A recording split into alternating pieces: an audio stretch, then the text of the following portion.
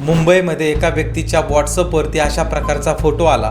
तो त्याने डाउनलोड केला आणि पुढे बघताच पुढच्या 5 सेकंदामध्ये त्याच्या अकाउंटवरनं 2 लाख रुपये डेबिट झाले। मित्रांनो, हा व्हॉट्सअप फोटो स्कॅम आता दिल्लीपासून आपल्या मुंबईपर्यंत आणि महाराष्ट्रातल्या प्रत्येक सिटीपर्यंत पोहोचत चाललेला आहे। पण नेमकं हे होतं कसं हे पाहण्यासाठी फॉलो करून हा व्हिडिओ पूर्ण बघा आणि आपल्या कुटुंबातील प्रत्येक व्यक्तीला शेअर करा। इमॅजिन करा, रात्री 10 वाजता तुमच्या मोबाईलवरती अननोन नंबरवरनं एक मेसेज येतो, हॅलो, तुम्ही मला ओळखलत का? आणि त्याच्यासोबत त्याचा एक फोटो अटॅच असतो। सामान्य माणूस काय करतो, क्युरियोसिटीमुळे तो फोटो ओपन करतो आणि पुढे काही सेकंदामध्येच बँक अकाउंट मधनं पैसे डेबिट होतात। तर आता तुम्हाला एक प्रश्न पडला असेल की फक्त फोटो ओपन केल्यामुळे मोबाईल कसा हॅक होतो? तर मित्रांनो, युजली आपल्या व्हॉट्सअपला जे साधे फोटो येतात ते ओपन केल्याने बँक अकाउंट हॅक होत नाही, पण स्कॅमर्स लोक अननोन नंबरवरनं आपल्या मोबाईलवरती फोटो किंवा मलेशियस लिंक पाठवून आपल्या मोबाईलमध्ये मालवेअर इन्स्टॉल करतात। एकदा मालवेअर तुमच्या मोबाईलमध्ये इन्स्टॉल झालं की तुमचे SMS access, banking OTP, UPI details, screen recording सगळं त्या स्कॅमर पर्यंत पोहोचतं आणि लोकांना वाटतं मी तर फक्त फोटोच ओपन केला होता। म्हणून लक्षात ठेवा, कुठल्याही अननोन नंबरवरून आलेला फोटो,